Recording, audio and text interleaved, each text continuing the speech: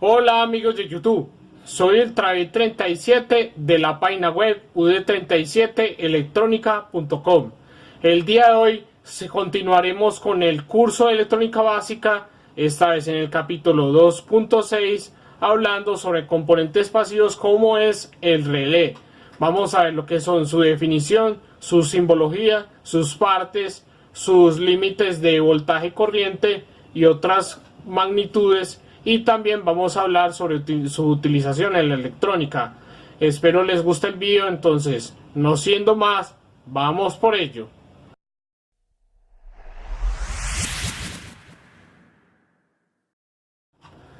El relé es uno de los componentes más importantes en la electrónica, pues su definición es simplemente un contactor o un switch electrónico accionado por medio electromagnético, en este caso por una bobina que será energizada por corriente y nos dará un accionamiento mecánico.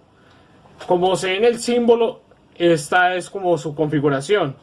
Vemos que aquí hay una bobina, aquí hay un contactor común o contacto en común que va pues aquí en esta conexión. Aquí tenemos los contactos normalmente abierto, como su sigla le indica, NA, o contacto cerrado. Obviamente está sobreencapsulado. Este símbolo es muy común.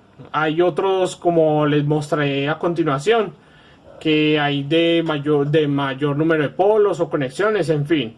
Pero esta es la conexión básica que tienen estos. Es el símbolo más básico que se puede encontrar sobre relés. Este es un relé de un camino a dos vías. Entonces tenemos que hay un camino normalmente cerrado, que es este contacto. Aquí normalmente siempre va a haber una conexión, pero inmediatamente accionaremos esta bobina, haremos que este circuito conmute de este punto hasta este punto de acá, por lo cual tendremos energización en este contacto y va a haber una desconexión en este otro que normalmente estaba cerrado. Entonces estas son como las partes. A continuación les mostraré otras simbologías que se pueden usar. Antes de continuar con este vídeo, te tengo buenas y nuevas noticias, y es que ahora ofrezco 3 clases de servicios online, de los cuales puedes escoger como mejor opción. Estos son: primero y con más sencillez, está la simulación y diseño de circuitos electrónicos. En este servicio te ayudo a gestionar, probar en simulación y luego llevar al diseño de los archivos para la posterior impresión en PCB. Segundo, las más mencionadas asesorías en electrónica, de las cuales te pongo los temas en mi sitio web. Simplemente te entrego información y archivos en forma de paquete y acordamos una reunión vía videollamada y te asesoro sobre el tema. Y tercero y último, está la ayuda en proyectos electrónicos importantes, ya sean trabajos universitarios, proyectos empresariales o algún emprendimiento que tengas en mente. Te apoyaré en todo lo que necesites. Este servicio comprende los anteriores y aparte de eso y de suma importancia, es que tu proyecto estará libre de reclamaciones por derechos de autor o reconocimiento hacia mí. Tu proyecto es 100% tuyo. De igual manera, te invito a que observes mis productos digitales.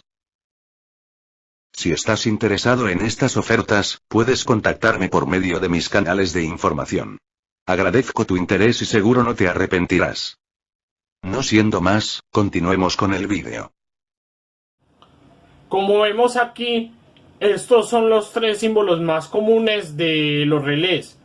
Vemos en el primer caso, un relé de un solo nodo, una sola vía. ¿Por qué? Porque tenemos una sola conexión, que es la A, y va directamente solo a una vía, que es la B. Cuando activamos el contacto tenemos una conexión, un circuito cerrado, pero cuando está desactivado normalmente pasa a estar abierto. Entonces este es conocido como un solo nodo, una sola vía. Ya el que sigue es este que tenemos muy parecido al anterior, solamente que aquí agregamos otro puerto que es el C. En el C este es conocido como un nodo, dos vías. Porque un nodo tenemos que la única entrada es la A. La A es como un nodo que conecta todos los demás contactos.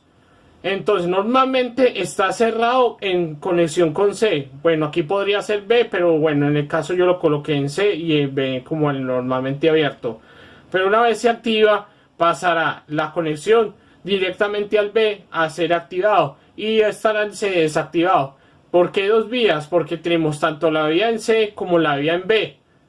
Ya en el caso más particular, vemos que este es de 2 nodos, 4 vías. ¿Por qué 2 nodos? Porque tenemos tanto la A como la B, como los nodos que conectan entre, siendo la A que conecta entre el D y el C, o el B que conecta entre el F y el E.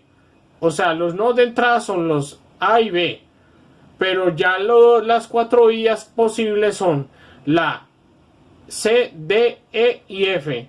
O sea, tenemos 4 vías posibles. Entonces, aquí es como los símbolos que más se ven en electrónica. Sin embargo, este de aquí pues un poco menor la cantidad, pero igual se usa en electrónica. Igual no lo digamos como vías también, se pueden decir como en polos. Es una terminología que se utiliza para las conexiones de estos relés. Hay relés de un solo polo, de 2 polos, o incluso hasta de 3 polos, pero ya son casos más especiales. Ya a continuación les explicaré entonces lo que es la utilización en el área electrónica. Finalmente, vemos que los relés poseen valores máximos, de los cuales estamos hablando de voltaje y corriente en la bobina. En este caso voy a utilizar este símbolo de acá. Esta es la bobina de accionamiento. Obviamente, por ser un inductor, esta tiene obviamente su funcionamiento por corriente. Eso es lo que debemos tener más en cuenta. Sin embargo, intrínseca a estas bobinas hay una resistencia. Esta resistencia hace que circule la corriente dependiendo del voltaje cual se le aplique. Todas estas características están en el encapsulado de cada relé. Vemos cuál es el voltaje que es el máximo o el voltaje nominal por el cual se le activa la bobina, y vemos cuál es la corriente incluso que circula a través de esta misma. Sin embargo, también tenemos el voltaje y corriente por los contactos. En este caso son estos contactos los cuales tenemos un límite de tensión y de corriente para estos.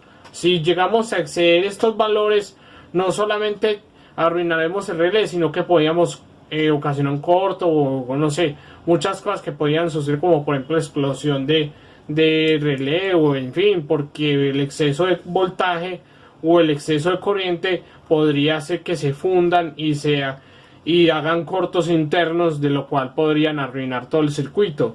Por eso es que tenemos que ver en la hoja de datos o en el encapsulado cuáles son estos valores que tienen los relés, para que estén sobre los rangos más acercados.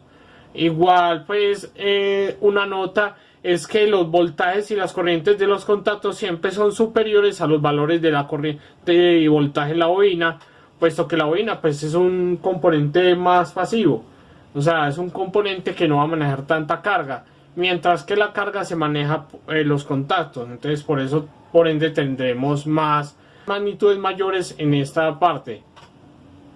Ya los usos que tenemos para los relés es en el caso del aislamiento galvánico. El aislamiento galvánico consiste en que es separar las tierras de un circuito a otro, es decir, en el lado donde activamos la bobina vamos a tener una tierra normal, o una tierra que va con referencia a los 5 voltios o 12 voltios que estemos utilizando, o voltajes más bajitos con corrientes más bajas y no haber tanto ruido.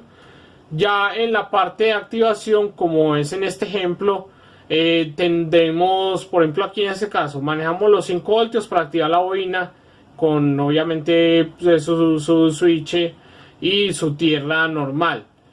Ya la parte de activación con los contactos, vemos que maneja 110 voltios, una fuente de 110 voltios conectada a una lámpara y conectado a sus respectivas tierras correspondientes a este voltaje. De tal manera, ¿por qué se quiere tener un aislamiento galvánico? Pues simplemente es para que no se infiltre ruido de este circuito a este otro. ¿Qué pasa si conectamos esta tierra? la volvemos igual. Va a pasar corriente indeseable a esta parte, a esta etapa, y por ende también a los circuitos que estén antes de esta parte de aquí, este bloque, y por ende tendremos problemas, ya sea ruido, un corrientazo, o haya un peligro por la cantidad de voltaje que se maneja acá y por las corrientes. Entonces por eso es el aislamiento galvánico, perdón.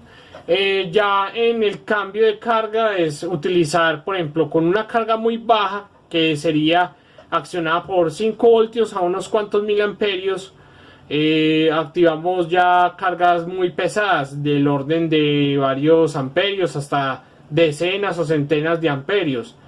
Por ejemplo, podríamos ser, o sea, en este caso, en vez de una lámpara podría ser un motor bifásico, monofásico, trifásico, o cualquier electroimán de carga pesada, en fin. Ya este es el cambio de cargas, para ver una carga pequeña acá y vemos una carga más grande que está controlada de acuerdo al accionamiento de esta etapa. Ya la protección, que es lo más importante en un relé, pues como obviamente es una bobina, como lo vimos en el capítulo anterior, la bobina lo que se encarga de almacenar corrientes.